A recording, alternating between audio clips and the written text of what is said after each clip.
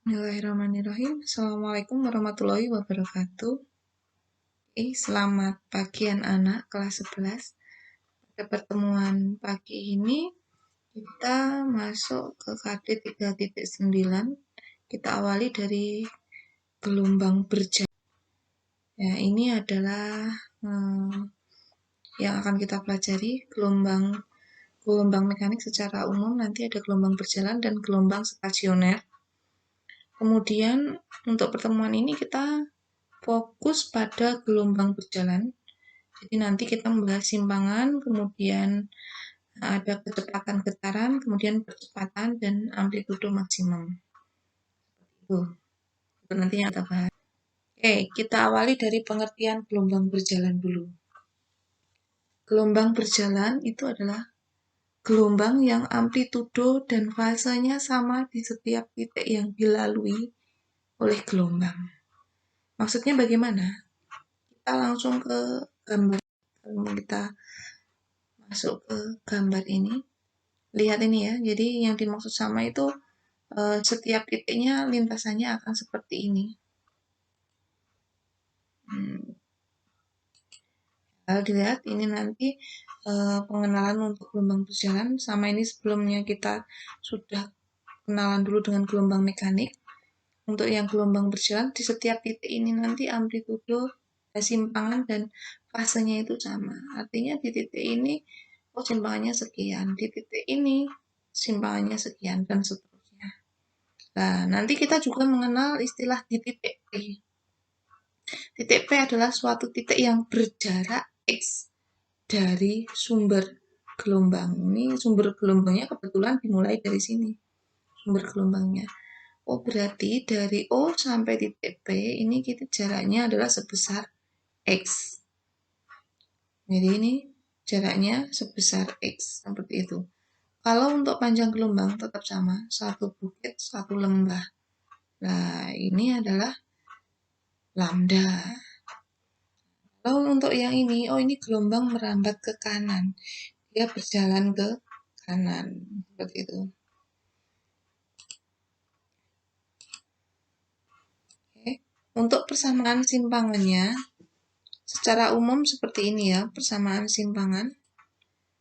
Jadi ini ada YP di titik tertentu tadi yang sudah kita lihat tadi, di titik P, berjarak dari 0 sampai P, dari sumber tegangan itu tadi, maaf, sumber gelombang. Nah, plus minus A sin omega T plus minus K kali X. Di mana omega di pertemuan sebelumnya ini sudah kita sepakati bahwa besar omega itu adalah 2 pi per T atau boleh diganti dengan 2 pf. Karena hubungan antara T dengan F itu adalah sepernya. Jadi T sama dengan 1 per F atau F sama dengan 1 per T. Jadi boleh ditulis omega 2 pi per T atau omega 2 pi F. Terus untuk K sendiri itu adalah 2 pi per lambda. K itu angka gelombang atau bilangan gelombang. Kalau omega itu adalah kecepatan sudutnya. Ini untuk keterangannya ya ini ya. Jadi ini simpangan secara umum. Kemudian amplitudo gelombang ini ya. Nah ini ada plus minus, ini juga ada plus minus. Ini nanti keterangannya bagaimana. Jadi kapan kita A-nya plus, kapan min, kemudian kapan K-nya plus, kapan K-nya min. Ini min plusnya di sini nih kita pakai saat kapan, nanti akan saya jelaskan setelahnya. Di sini ada amplitudo gelombang, kemudian omega itu adalah kecepatan sudut, T itu lama gelombang bergetar, maaf ya nih. T itu adalah, ini ada T kecil dan T besar. Kalau ini T kecil itu waktu secara umum, kalau T besar itu periode gelombang, jadi waktu untuk satu gelombang, satu bukit, satu lembah tadi butuh waktu berapa lama, itu adalah T besar yang kita sebut dengan periode. Kemudian K, bilangan gelombang, X, jarak titik ke sumber getar, tadi ya, sudah saya berikan contoh, dari O sampai P tadi. Kemudian lambda itu adalah panjang gelombang, panjang satu bukit dan satu lembah. Seperti itu. Nah sekarang ini keterangannya. Jadi A, tadi A ada plus min, kemudian K juga ada plus min. Kapan kita menggunakannya? Nah, A bernilai positif itu jika simpangan awal gelombang arahnya ke atas. Nah, saya beri contoh seperti ini.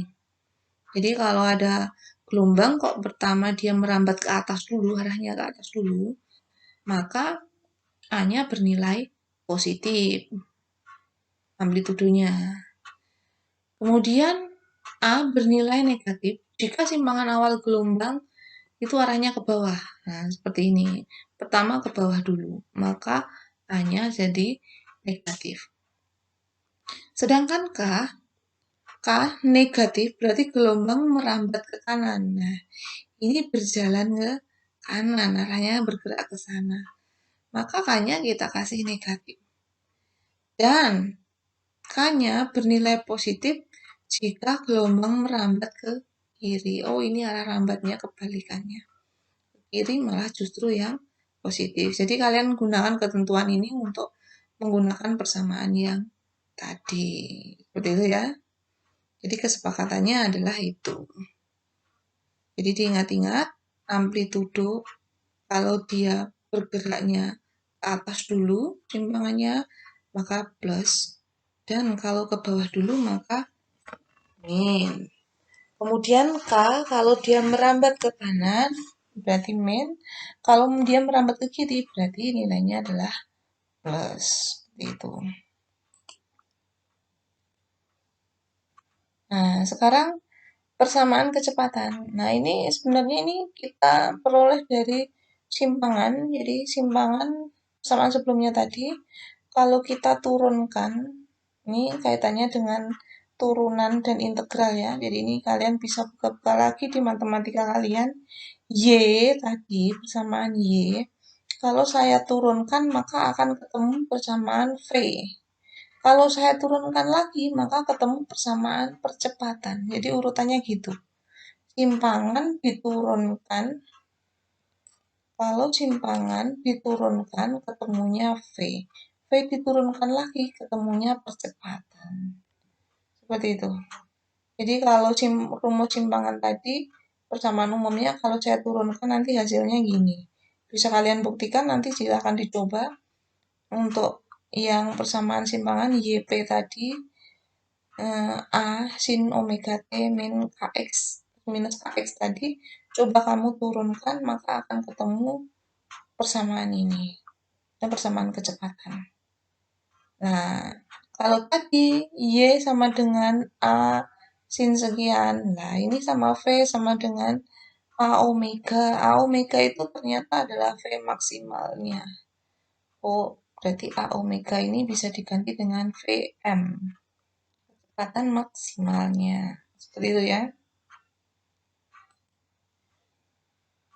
Terus ini kalau saya turunkan lagi nanti akan ketemu persamaan percepatan. Jadi urutannya Y simpangan diturunkan ketemu V kecepatan tadi ya sebelumnya. V saya turunkan lagi ketemulah A percepatan. Ini juga sama. Yang angka bilangan sebelum sin ini adalah bilangan maksimalnya. Kalau ini A, oh berarti yang sebelum sin ini adalah A maksimalnya. Seperti tadi. Kalau di sini V, berarti ini VM. Kalau di sini Y sama yang sebelum sin tadi ada A. A kan sama artinya dengan Y maksimal, simpangan maksimal atau amplitudo. Oh berarti A, kalau yang ini, oh berarti ini adalah percepatan maksimalnya. Untuk lebih jelasnya kita masuk pada contoh soal saja ya. Contoh yang pertama. Diberikan grafik suatu gelombang berjalan seperti gambar di bawah ini. Ini gambarnya mirip yang tadi, merambatnya ke kiri. Berarti kalau merambat ke kiri, K-nya positif atau negatif? Positif ya. Kemudian pertama dia bergerak ke atas dulu apa ke bawah dulu? bawah dulu. Jadi dia merambatnya ke kiri. Maka rumus K-nya nanti, KX-nya nanti di sini, 2pi per lambda ini kan tadi mewakili K. Nanti ini nilainya plus karena merambat ke kiri. Kemudian untuk arah getarnya, dia pertama bergerak ke atas atau ke bawah? Bawah dulu ya nih ya, membentuk lembah dulu. Maka ini nanti untuk A-nya ini bernilai negatif. Ketentuannya tadi sudah saya sampaikan, kalau dia bergerak ke atas dulu maka plus, kalau ke bawah dulu maka min. Merambat ke kanan, K-nya ini yang min, kalau merambat ke kiri, K-nya yang di sini yang plus. Nah ini kan plus, karena dia merambat ke kiri. A-nya di sini min. Kenapa min? Karena dia arah getarnya ke bawah dulu, membentuk lembah dulu. Maka ini min. Seperti itu. Nah, sekarang dengan memasukkan rumus ini, min plusnya sudah ya ini ya. Sekarang tinggal angka-angkanya. Lihat A dulu. Simpangan maksimalnya berapa ini? Amplitudonya 6 ya. Ke atas 6, ke bawah 6. Oh, A-nya 6. Tapi ini masih sentimeter. Nah, ini bisa kita ubah menjadi meter. Jadi, kalau 6 cm dijadikan meter, jadinya 0,06. Sin 2pi F T. Nah, 2pi F-nya sekarang. Untuk F-nya, frekuensinya. Frekuensinya di sini ada berapa gelombang? 1, 2. Ada 2. Per waktu yang diperlukan dari 2 ini, dari P ke Q ternyata butuh 5 sekon. 2 per 5 Hz. 2 ini jumlah gelombang atau N. 5 itu adalah waktu seluruh gelombang. Waktu 2 gelombang. Oh, ketemulah 2 per 5 Hz. Maka 2pi F-nya kita ganti dengan 2 per 5. T, ini tadi plus sudah jelas. Kenapa plus? Karena merambat ke kiri. 2pi per lambda. Lambdanya berapa? Lambda itu panjang satu gelombang. Ini totalnya 4 meter. Berapa gelombang ini? Lembah bukit. Lembah bukit. Jadi ada 2 gelombang. 2 gelombang 4 meter. Satu gelombangnya berapa? 2 meter. Seperti itu ya. Oh, lambda ketemu 2 meter. Jadi 2pi per lambda X bisa kita ganti 2pi, lambdanya kita ganti 2. 2 dengan 2 dicoret. Temulah pi X. Terus sekarang yang ini. 2 dikali 2. 4 dibagi 5. Oh, 0,8 pt. Maka rumus akhirnya, rumus persamaannya akan menjadi seperti ini.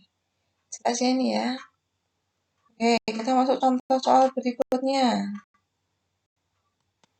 Nah, ini contoh soal ujian nasional fisika tahun 2008.